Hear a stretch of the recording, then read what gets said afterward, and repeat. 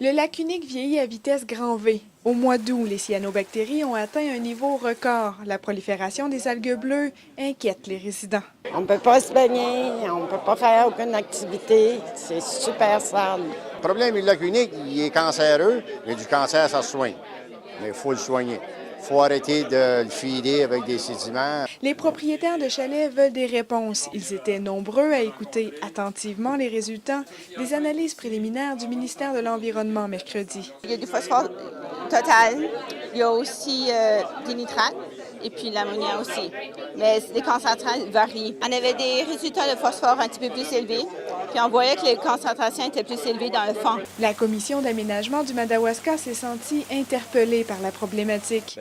Elle a, elle aussi, entamé une étude pour déterminer les sources du problème et cibler des pistes de solutions. Voir les cours d'eau qui composent, on doit voir la forêt qui compose, les résidences. Donc, tout ça mis ensemble, ça nous permet de traiter l'information, de dire c'est quoi le portrait de notre bassin versant. Certains résidents pointent déjà du doigt l'ancienne porcherie. On n'a plus, là.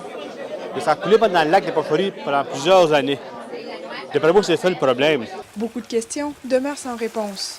Dans le passé, qu'est-ce qui est arrivé? Puis de quelle façon que ça a été enterré, puis toutes ces choses-là? Est-ce qu'il reste des sédiments de ça qui rentrent dans notre lac? Quoi qu'il en soit, tout le monde s'entend sur une chose. Demain, il est déjà rendu trop tard. Fait que c'est aujourd'hui qu'il faut aller tout de suite appliquer pour les projets qu'on a besoin de savoir, aller chercher les arbustes. Selon le ministère de l'Environnement, c'est la première fois que l'on voit autant d'éclosions de cyanobactéries au Nouveau-Brunswick. Frédéric Thune prend le problème très au sérieux. Marie-Pierre Beaubien, à Saint-François.